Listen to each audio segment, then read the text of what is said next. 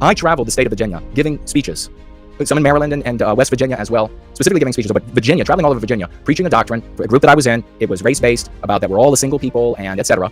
And we have to come together, that we create our culture, revolutionary stuff. And as you know, and places that I went to speak. I spoke in people's houses, I spoke in their basements, I spoke in businesses that were closed. Like after closing time, we went in and spoke. I spoke at a business that a guy owned that was defunct.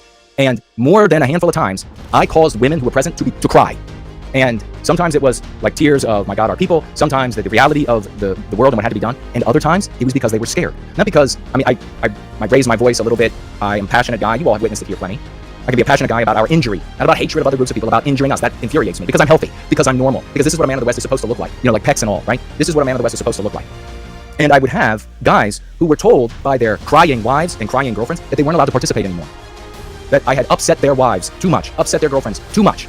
So I know for sure how we get to this place where we have meeker and meeker and meeker pastors and priests, that suddenly we have the sword swallowers on the stage. And the pastor is sitting, with his legs crossed like a woman, because there ain't nothing going on, and he's sitting with his legs like a woman. He's like, swallow that sword. Woo! Swallow it. That's how we get there. The guys, Tate is right. White guys are losers. The guys have to say, when I come in there and I kick the lectern across the room, and the females jump and they start crying or whatever, and they're like, I can't take it anymore. The husband needs to say, then get the f*** out. Get the f*** out. That's what we're going to get. And there's going to be a lot of broken marriages. The guys who recapture the West, a lot of them are going to be coming out of broken marriages because the women are going to oppose them. That's the reality of it. They're going to be great, glorious women who become women of the West. But we all know that before there is a big turning of the tide, a great many white women out there, a great percentage of them, are going to say, I'll have nothing to do with it, and neither will you, to their boyfriends, sons, mothers, etc. And those guys are going to have a moment where the spirit of the West speaks to them. And they say, shut your mouth, bitch.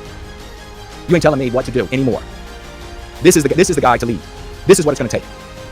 We've been bending over backwards. We've been heeding what makes them feel good, what makes them feel more and more comforted in the pews and everywhere else with the politicians. Just open up a Twitter space of conservatives. Listen to how they talk. It couldn't get more girly. Bring back girly as an insult. Good God.